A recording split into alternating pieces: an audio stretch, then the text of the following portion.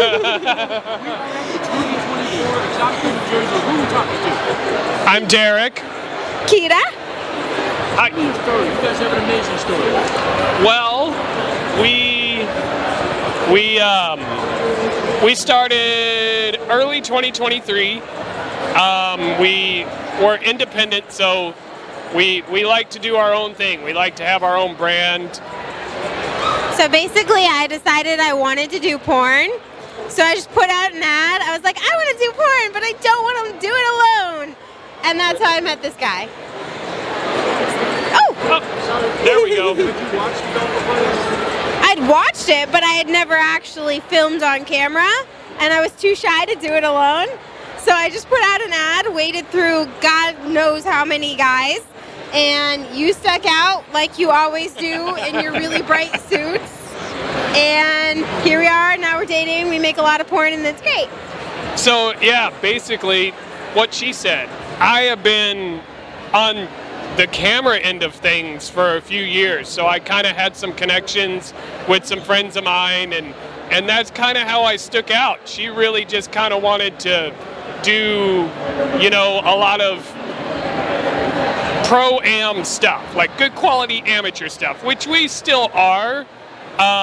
But I introduced her to this side of things, and it's grown on her, so to speak. But I was a little bit familiar with it, and then I met this lovely lady right here, and now we're here, and this is our first ever booth. So we're Come say hi.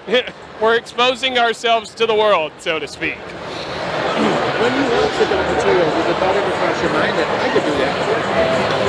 Yeah, I think for a few years I had thought about it, but I wasn't sure if I wanted to do it. Like, it took me a while to make up my mind, like, yes, that is definitely something I wanted to do. So it definitely was a work in progress. When you saw it, did you want to do money or the attention? A little bit of both. And also just, the sex. That's important too. I like coming. What kind of sex did you watch? I always personally loved amateur, so I didn't know a lot of the people that I have since met here at these conventions, which are amazing, awesome people. But I personally like amateur because I like seeing like a genuine connection, which is why I wanted to film with someone regularly so that I could display that authenticity. And I'm super pro female orgasms, so when you see me come, know it's always legit. I don't fake it, and that's important to me as a consumer as well. It's one of those things where you hit the jackpot pretty much, and for as much as it's worth, we try and maintain that authenticity in our brand and everything, and it shows. Everything is real. A lot of this stuff is dream fantasy for people, so we try and keep it going with making it real as well. So actually, I reached out to her. They didn't. No, did you? I put the ad up. She put the ad up, And but I had to respond. Yeah. So I responded, and it's one of those things she always tells me. She's like, you put in just enough effort to get my attention. And I felt like what I brought to the table was basically my knowledge of the world, so to speak, is what made me stand out. The fact that I knew people, the fact that I had been in the business in some capacity. So. You as a man, you see a hot ad for this world. Are you nervous to reach out to her? Are you excited? What's the thing on your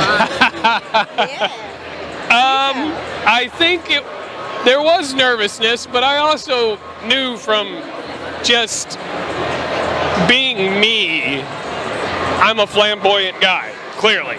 I can stand out, but also you have to put in the effort. So you can't just one-line it. I think what gets confused is there's not enough effort put in when you're trying to break into this world you know, it's a grind, and then you have this handed to you, but you still got to make an effort to stand out. Can I? Okay. So fun story. On his profile, he had a link to like a secondary page, and a big part of what it caught my eye was this guy was and still is known for putting on gangbangs for women who've always wanted to have the gangbang experience but don't know how to, one, get the guys to actually show up, two, get good quality guys that are fun, respectful, consent driven, and give them a safe place to go. So when I found out that that was something that he did, I was like, oh my gosh, that's so fucking cool. So that was a part of why I responded, because I thought that was awesome. They're called fuckaganzas. Yeah, great stuff. I need to trademark the name, but I still haven't done that. Did you request to see his package before you shut it in? I'm pretty sure I probably had it prominently displayed. We did a trial run without cameras. I had to take it for a test ride, which, I mean, if you haven't already seen the photos, is very nice. Okay, so what kind of product do you buy on your site? Is it just go? So we have a little bit of everything. We consider ourselves professional unicorn hunters. So we do series porn, like parody porn, try and have fun with it, obviously.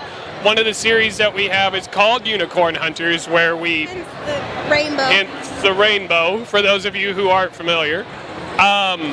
We do boy, girl, girl. We do boy, girl. You know, we do boy, boy, girl, girl. Pretty much all of it. And there's some girl, girl mixed in there with her as well. But we're kind of a hodgepodge smorgasbord, so to speak. So. You guys met James at some point, or somebody that was on stage today? So we. You asked the question. You asked the question at one point. Maybe I didn't understand. No. He was giving us kudos for us, you know, making the leap and. James Bartlett? Yeah, James. Yeah. Oh yeah. He was putting on one of his seminars, which are great for anyone who's new to the industry, trying to make a decision, wants more information. And so he was a big part of introducing me into this world as well. And yeah, he just wanted to give us a little shout out because he definitely helped us with a good bit of advice when we were first getting started. Absolutely. He's a wealth of knowledge. Mm-hmm. He's been doing this God knows how many years, since before streaming, since before DVD, in the VHS days. You know, so if anybody you want to pick their brain is him. You know, he's got such a vast amount of knowledge about this world. Inside the Industry is the podcast. For those of you who don't know. Non-sponsored shout out just because it's worth it.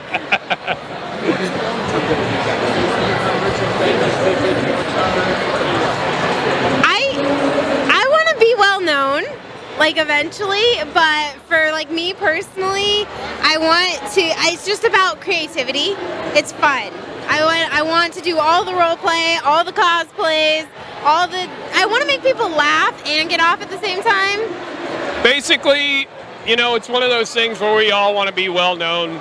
I have a story before I met Kita of my first fan was actually here. I had done some stuff with another content creator. She's an independent, and she had a collab of stuff running on a TV, and I was a part of one of those scenes, and a guy comes up and he's like, that scene was rolling, and he literally says to me, that's my favorite scene with her. I know your dick better than I know my own. And I was like, I have my first fan. So it's fun to still have that type of experience, you know, to actually have people recognize you for something that you're trying to do and create it, and they're off jerking off in a corner watching you. So.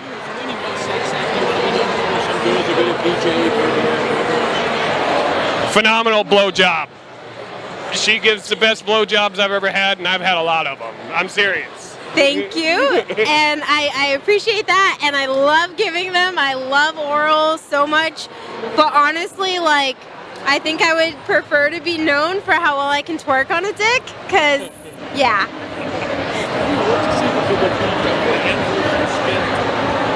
I definitely, like, love the twist. What guy doesn't? Yeah, I think getting that good circular twisting motion is really important. If you can deep throat, that's something I've been getting better and better at. Really hard with fatter cocks, but that makes it good. I think the biggest secret, though, is in just paying attention and reading body language, because everybody's different, and you get good at learning how to tell what's working for each person, and then going with that.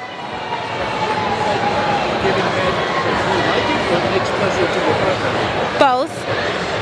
I love giving head, but I also love to please. So definitely very much both. How do you use your oral abilities to get something you want? Have I? With you? I'm like, I don't think so. Have I? I think he's talking about ever. I know I haven't outside of you, no. I don't think so, but now I feel like I should. Last question on this. When you have a man's penis in your mouth, do you have a sense of power over it? I'm sorry? When you have a man's penis in your mouth, do you feel you have a sense of power over it? Absolutely. Abso-fucking-lutely. Because I control when he gets to come. So I can drag it out, I can tease, which I love to do. Facts. Yeah. Facts. It's facts. I sometimes break through that, but she can tell because you get the shaky shakes. Everybody knows what the shaky shakes are, and she'll just pay attention to that. So. Anything you want to say to all your fans? Well, if you're here at Exxxotica, come say hi, please. But definitely, I don't know, leave some comments, some likes, show some love. And if you don't follow us already, we are at KitaXDerek. KitaXDerek. On all the platforms, Twitter, Instagram, ManyVids, Fansly, etc.